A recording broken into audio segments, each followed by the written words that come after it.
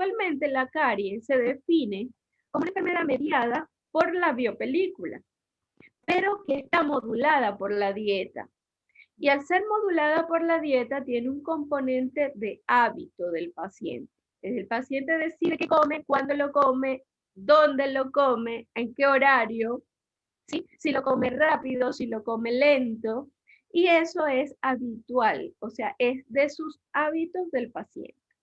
Por lo tanto, entonces se considera una enfermedad que en cierto modo influye mucho en la conducta, como la diabetes. Y como la diabetes es una enfermedad crónica, ¿sí? Entonces, fíjense que en la descripción que fue publicada en Caries Research, ella dice que es una enfermedad multifactorial, de etiología multifactorial, no transmisible, de naturaleza dinámica, que provoca la pérdida de minerales en los tejidos duros del diente. Y si nos ponemos más específicos, ¿por qué aparece la lesión? ¿Y qué es la lesión? Anteriormente se describía que la lesión de caries era la caries, enfermedad. Hoy sabemos que la enfermedad abarca muchas cosas y lo que estamos viendo en la estructura del diente es el signo clínico de la enfermedad. ¿Ok? Entonces, si nos ponemos más específicos, este concepto les agrupa todo lo que ya les había mencionado. Es un proceso dinámico que se localiza ¿dónde? En la estructura del diente, y en el cual se produce un desequilibrio entre los diferentes fluidos. ¿Cuáles son estos fluidos? El fluido de la biopelícula dental y el fluido de lo que rodea el diente. Llámese biopelícula y llámese saliva. ¿Ok? Y esto origina una pérdida de minerales a nivel iónico, y a largo plazo, si esto no se modifica, puede causar entonces cambios anatomoestructurales. Como les decía al principio, es biopelícula dependiente. Todos los pacientes desarrollamos biopelícula, ¿verdad? Pero no todos desarrollamos caries.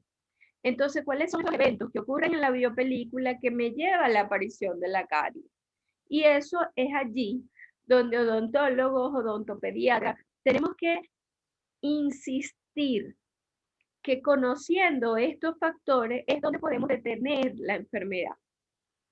Entonces, uno de los factores es la maduración de la biopelícula y otro es el tiempo que ésta permanece sobre la estructura dental.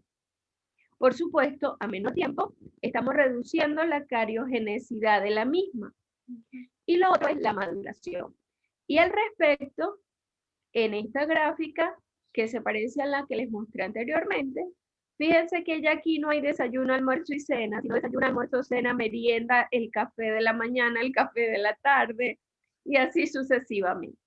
Si nosotros sumamos los eventos de desmineralización, no van a ser compensados por los eventos de remineralización. Y es aquí donde podemos suponer, sin verle la boca al paciente, sino solamente con realizar una buena anamnesis. Si el paciente me refiere que él se toma café con azúcar a la mitad de la mañana, pero después se come un caramelo y después almuerza y no se cepilla, después se come un postre, después se vuelve a tomar un café, y fíjense que yo no le he visto la boca, ya yo asumo que esto está pasando. ¿Sí? Ahora tengo es que verificarlo.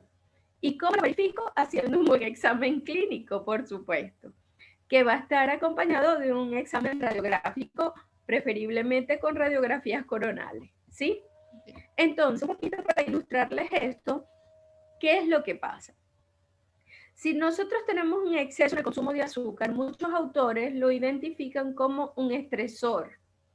Estresor de lo que normalmente es fisiológico, pero al haber un exceso de ese sustrato se convierte en un estrés para un microambiente.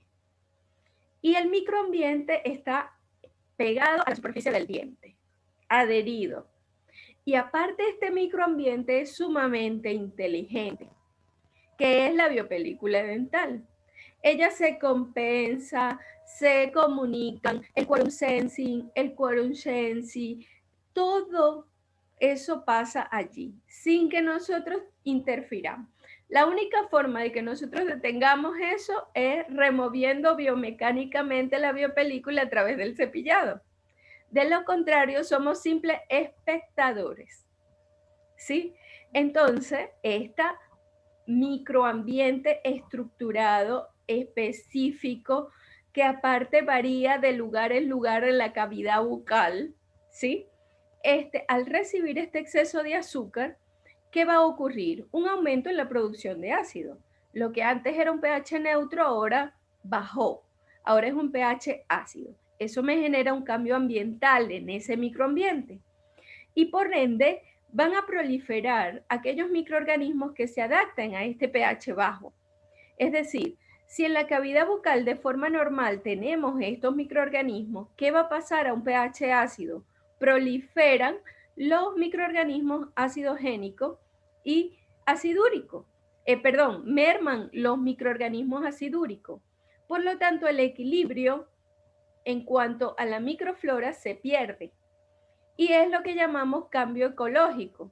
Y eso hace que entonces de un estado de la biopelícula que era compatible con salud pasa a ser un de caries dental. O sea, un ambiente propicio para que se desarrolle la enfermedad y es lo que en la actualidad nombramos como disbiosis, porque hay una modificación que tiende a la enfermedad. Este estudio donde muestran lo que está coloreado de verde son las bacterias y lo que está coloreado de rojo son los glucanos, que son polisacáridos de reserva extracelular generados a partir de un exceso de glucosa proveniente de la dieta. Este estudio demuestra que las bacterias fácilmente, tras el exceso de este sustrato, de la glucosa, pues genera grandes cantidades de polisacáridos extracelulares. Y estos polisacáridos no solamente son polisacáridos de reserva, que va a utilizar la bacteria cuando haya ayuno, sino que además es capaz de modificar la estructura físico-química de la biopelícula. La vuelve más densa, menos difusible.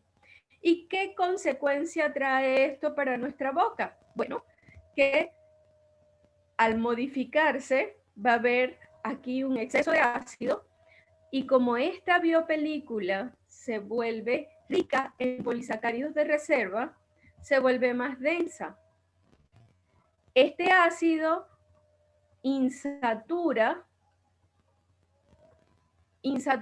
el fluido de la biopelícula, insatura el fluido del esmalte y comienza a cederse entonces iones provenientes del cristal para intentar compensar. Pero entonces ustedes me dirán, ¿qué pasa con la saliva? Bueno, la saliva no puede difundir porque esta biopelícula formada con estas características es un gel. Tiene una consistencia gelatinosa, madura. Y por lo tanto, estos ácidos no pueden salir ni el efecto amortiguador de la biopelícula tiene efecto sobre esto.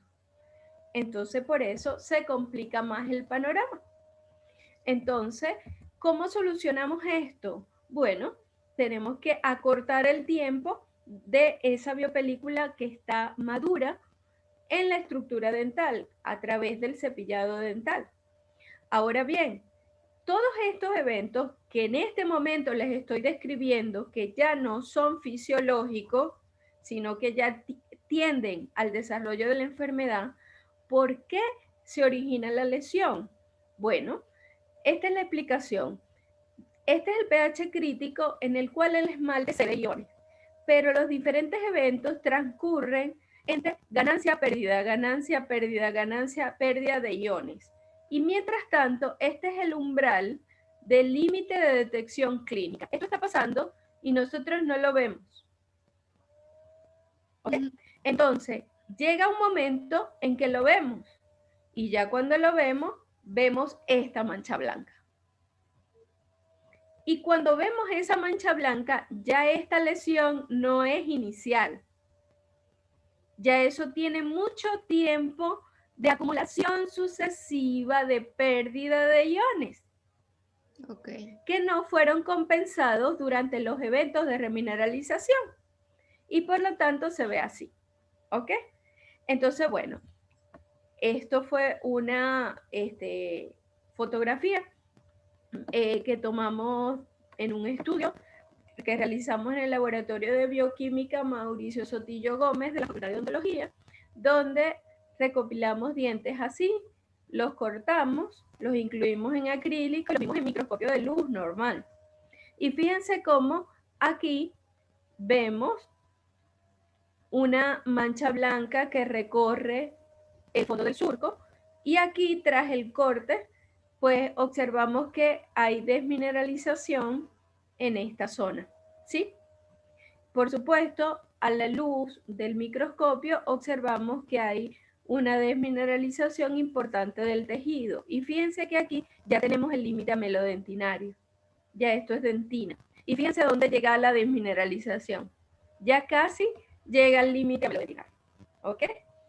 Pero lo importante de este trabajo fue que el ojo humano y estos eventos de ganancia y pérdida no son apreciables. Tendríamos que tener un microscopio en el ojo para poderlo ver. Pero ¿qué sí me puede decir que esto está ocurriendo? La anamnesis del paciente. ¿Ok?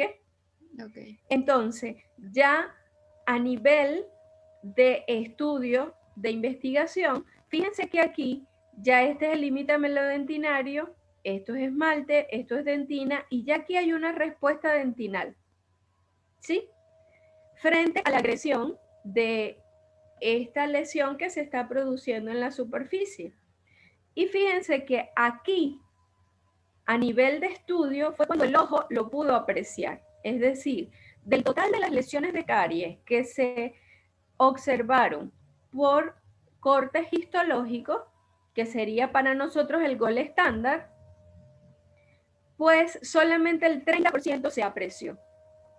Ahora bien, esto les da permiso para cada vez que ustedes vean la mancha blanca, van a tomar una turbina o pieza de mano y van a tallar una cavidad.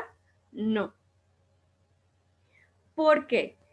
Porque este tipo de lesiones son sujetas a detenerse y a remineralizarse, porque aún no se han cavitado.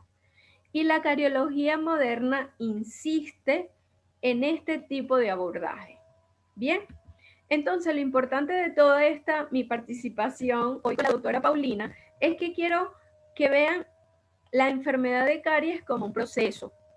Y como proceso, no siempre tiene el mismo estadio de severidad.